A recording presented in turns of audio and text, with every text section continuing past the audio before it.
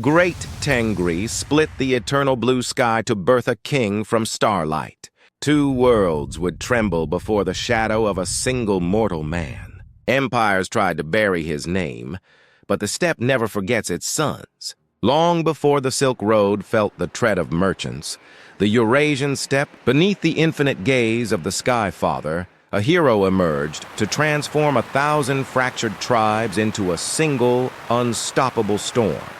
He was born as Alp Er Tunga, a name that tasted of iron and the wild. Alp for the hero's heart within him, for the soldier's grit in his bones, and Tunga, after the Caspian tiger, for the lethal grace that guided his every move. His features were carved by the biting northern winds. Bronze skin toughened by the sun, eyes as sharp as a steppe hawk's, and a frame forged for the saddle and the hunt. He was the son of Pashang, the legendary ruler of Turan, but his spirit belonged to the horizon. While other men looked at the vast rolling plains of Central Asia and saw only distance, Tunga saw a destiny. He did not merely lead his people, he embodied the very spirit of the nomadic soul. With a composite bow in his hand and the secret whispers of the shamans in his ear, he rode across the grasslands, uniting under his rule. The rhythmic clatter of 10,000 hooves became a symphony of power that resonated from the Altai mountains to the deep waters of the Oxus. He taught his people that those born under the eternal blue sky were meant to be as free as the wind and as fierce as the winter. In those early days of his ascension, Alp Er Tunga was more than a Khagan. He was the living pulse of a blossoming empire that feared no god and bowed to no king.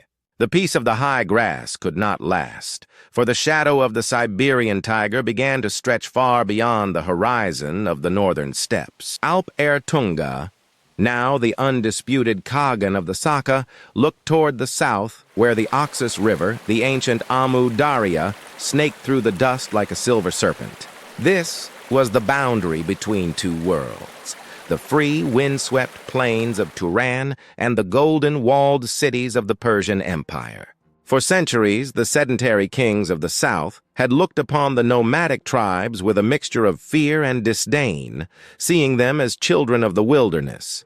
But the tiger Khagan was no mere raider. He was a storm gathered in the palm of Tengri, the eternal blue sky.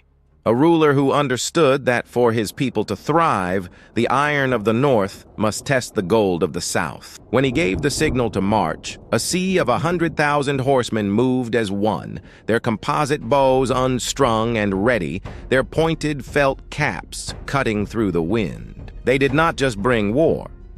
They brought the reckoning of the steppe.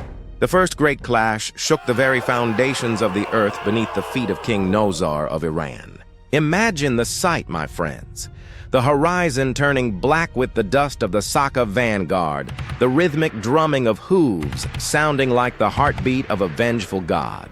Alp Er Tunga rode at the front, his bronze-scaled armor polished to a mirror sheen, reflecting the harsh sun of Central Asia like a second sun. He did not fight like the kings of the south, who sat in gilded chariots or hid behind stone walls. He was the wind itself, a master of the mounted archery that would define the Turkic soul for millennia. His warriors practiced the legendary feigned retreat, turning in their saddles to rain arrows upon the Persians, even as they appeared to flee. They were fused to their beasts, as if born of the same spirit, shifting from defense to a crushing charge in the blink of an eye. In those early battles, the Persian infantry, accustomed to rigid lines and heavy shields, found themselves fighting a ghost that struck with the weight of an avalanche. Nowzar fell, and for a long, heavy season, the banners of the Siberian tiger flew over the Iranian plateau,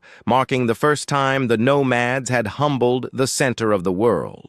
Yet, this was only the opening movement of a symphony of steel that would play for decades. The Persians were a people of deep roots and ancient pride, and they called upon their own legends to meet the Turanian threat. It was during these bloody years that the great Pahlavan Rustam emerged, a giant of a man clad in a leopard skin cloak, a mirror in. The wars became a cycle of seasons. In the spring, the Saka would descend like the thaw flood. In the autumn, the Persian counterattack would push them back toward the river. Blood soaked the soil of Transoxiana until the grass grew a darker, more vibrant green. Alp Er Tunga became the iron wall of Turan, the singular force preventing the empires of the south from taming the wild north. Every time the Persian shahs thought they had broken his spirit, he would vanish into the vastness of the steppe to heal and recruit, only to return with a new army of the skyborn,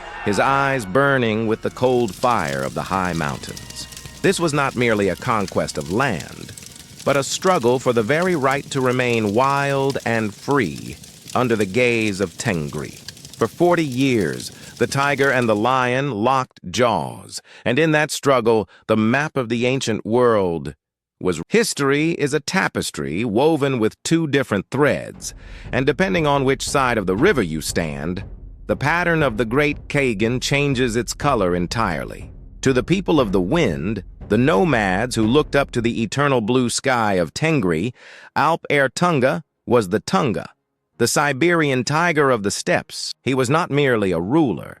He was the very breath of the earth, a hero whose wisdom was as deep as the Orkhon Valley and whose courage protected the weak from the ravages of time.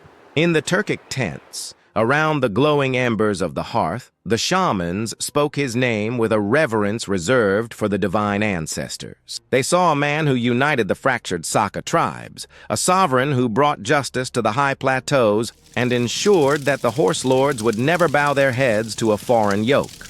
To them, he was the father of nations, the noble progenitor of dynasties, like the Karakhanids who would one day claim his. Everything they believed up to this point was wrong. But cross the Amu Darya, the ancient oxus that marks the boundary between two souls, and the story shifts into the shadow of the Shahnameh. In the grand halls of the Persian shahs, where the scent of jasmine and the sound of lutes fill the air, the Khagan was known by another name, Afrasiab. Here, the poets of the Book of Kings painted him as a figure of terrifying, almost supernatural power, the ultimate. To the Persian mind, he was the dark mirror of their own heroes, a sorcerer king of the north who could command the very storms of the desert. He was the great rival, the one who challenged the legend of Rustam and the lineage of Khosrow.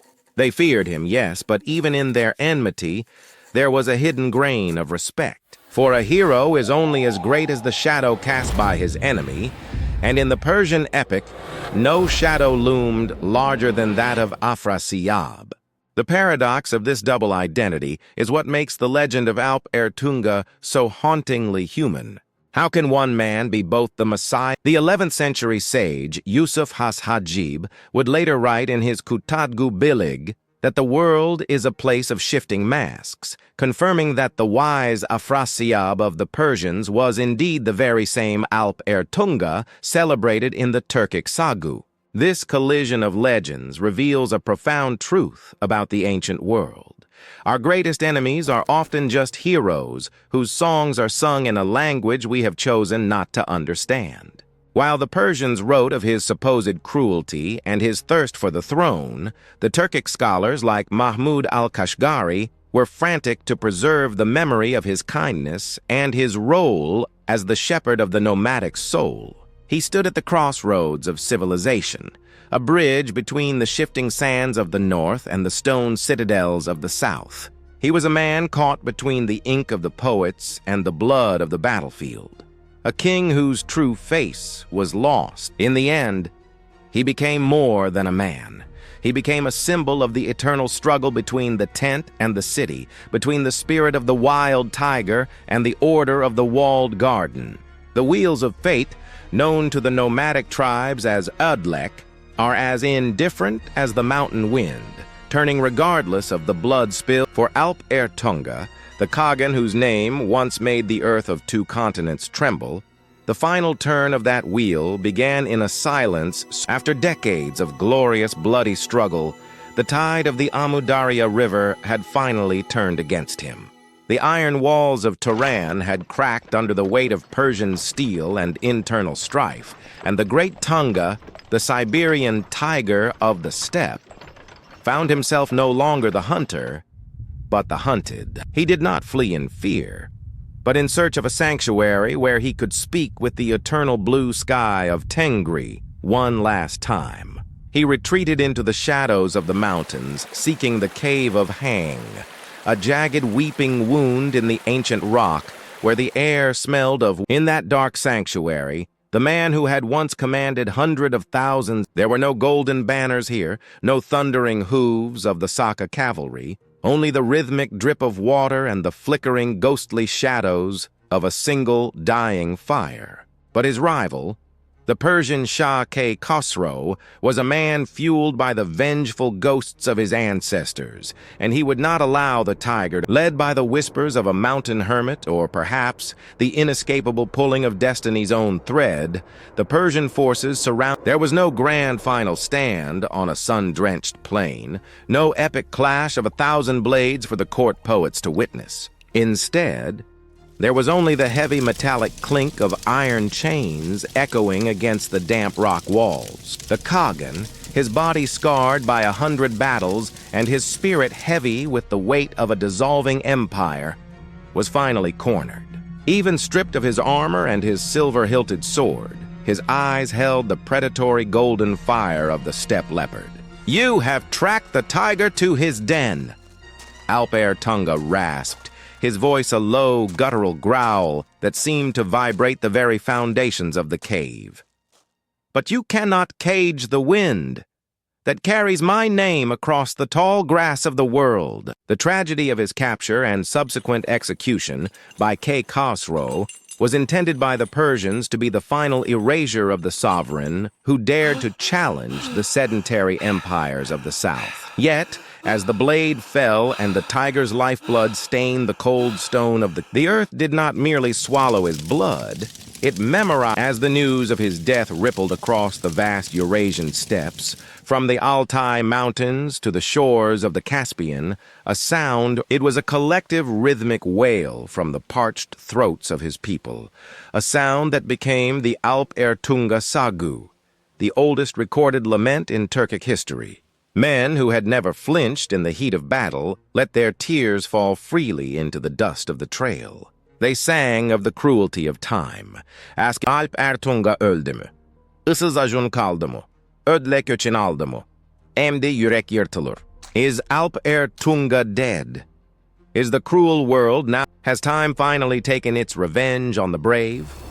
Now the heart is torn asunder. These verses were more than just a burial song. They were a spiritual anchor, ensuring that while the man was gone, the Khagan would gallop through the memories of his descendants for 3,000 years. The silence of the cave of Hang was broken not by a whimper of defeat, but by the roar of a nation's grief, a lament that turned a tragic execution into. The sword of Khosrow fell, and the blood of the tiger stained the earth. But the spirit of Alp Er Tunga did not follow his body into the empires of the south. He was Afrasiab, the grand antagonist of their epics, a sorcerous shadow that had finally been cast out. They hoped that by recording his defeat in the Shahnameh, they could finalize his ending and bury his memory beneath the triumph of the Persian throne. But the archives of kings cannot contain the soul of a nomad. To the children of the northern steppes, the Khagan had not truly perished. He had merely dissolved into the golden dust that dances in the sunlight and the freezing wind that howls across the Eurasian plains. For over a millennium, his story lived in the flickering firelight of felt tents, passed from father to son through the rhythmic haunting pulse of the kopus. It was a memory that rival empires tried to bury under layers of city stone and foreign scrolls, yet it proved as indestructible as the forged iron of a Saka blade. In the 11th century, when the great scholar Mahmud al-Kashgari dipped his reed pen into ink to create the Diwan Lugat al-Turk, he was not merely writing a lexicon, he was capturing the echo of a 1,000-year-old grief. He recorded the Alp Er Tunga sagu, the oldest lament in the Turkic tongue, preserving the raw syllabic heartbeat of his ancestors. Is Alp Er Tunga dead? Is the cruel world left alone? Now the heart is torn asunder. These ancient stanzas were more than a funeral song. They were a bridge of fire connecting the pre-Islamic nomadic past to the rising sultanates of the future. They ensured that while the map of Central Asia was redrawn by a dozen conquests, the name of the tiger would remain etched in the cultural bedrock. The Karakhanid Khanate, seeking to legitimize their rule over the ancient cities of Transoxiana, proudly claimed the title of Afrasiabids, linking their destiny to the blood. Today, his presence is felt from the bustling streets of Istanbul to the quiet yurts of Kyrgyzstan. He is the ghost of the steppe, the archetype of the sovereign who chose the open horizon over the safety of the fortress. His legacy teaches us that the physical body is but a brief spark, but the story of a hero, the personification of a people's courage. He remains the eternal sentinel of Turan, a figure carved from the blue light of the eternal Tengri, reminding us that we are only truly gone when our songs are no longer sung. The ancient stories still speak to us. Subscribe to hear. Tell us in the comments.